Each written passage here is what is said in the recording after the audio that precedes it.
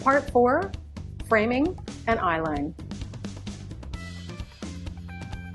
As with lighting boo-boos, I am still seeing a lot of framing issues. As I think I mentioned earlier, we can think of a video call as being like a portrait. As a photographer, I find framing is second nature to me, but it's clearly something some people struggle with. And it makes such a big difference to your looking good or not, and professional or not, and frankly, credible or less so.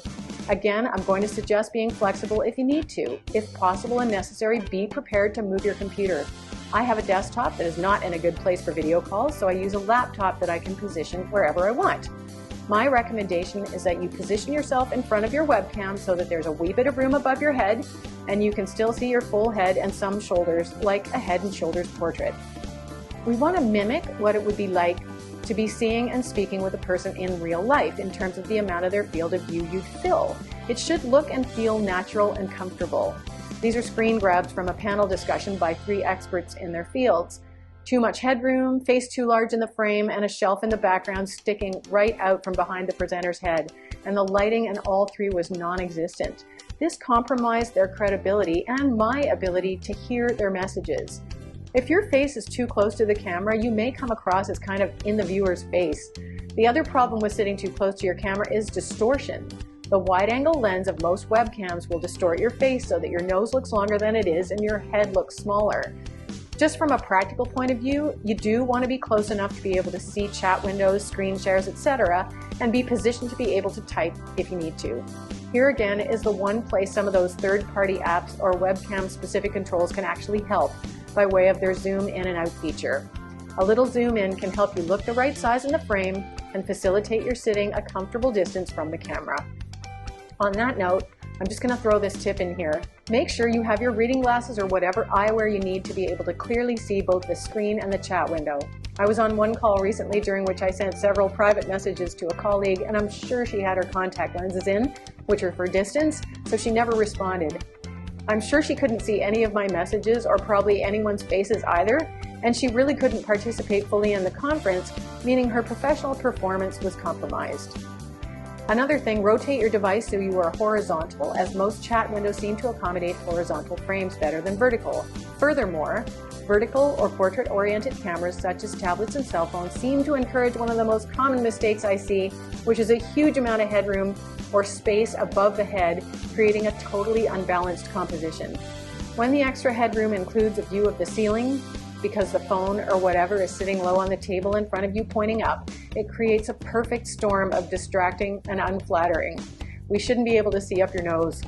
General rule, if you can see your ceiling light fixture in your frame, the angle is wrong. Tilt down. The most flattering camera angle will be straight at you or even looking down on you if you need to hide those extra chins. There are a bunch of different ways to get your webcam level with your eyes. Boxes, piles of books, laptop stands, etc.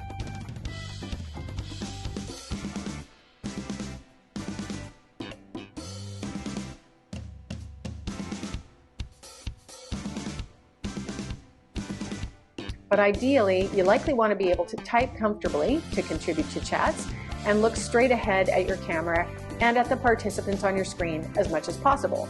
So my recommendation is to use a standalone Bluetooth or wired USB keyboard and put both your laptop and your webcam, if you have a separate external webcam, at eye level and the keyboard at typing level.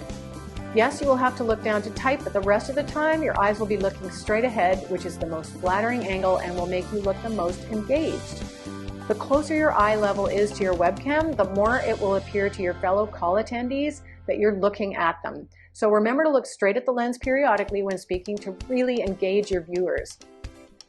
If you are only presenting, that is, not needing to look at people's faces on your screen, then the height of the laptop doesn't matter, only the height of the camera. So in this case, you could use an external webcam on a mount and leave the laptop on the table.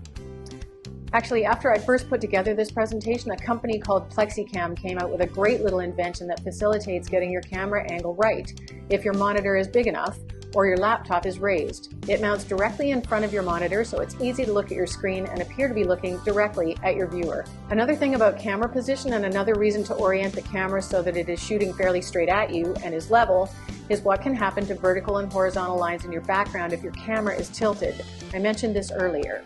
Straight lines created by doors, windows, cabinets, shelves, etc. should ideally line up as well as possible with the edges of your frame. It's distracting when architectural lines that should be straight up and down converge and distort behind you because of a tilted camera. A couple more things: don't put your laptop on your lap or any other unstable surface. Apart from the fact that your lap is too low, it's very distracting for viewers when you and your background move around in the frame. And here's one more no-no that a friend just reminded me of. I don't see this often, but he does. If you have two monitors, don't be looking at the one that doesn't have your camera on it. If you're not going to point your face toward your camera, as he says, why have your camera on at all? The whole point is eye contact.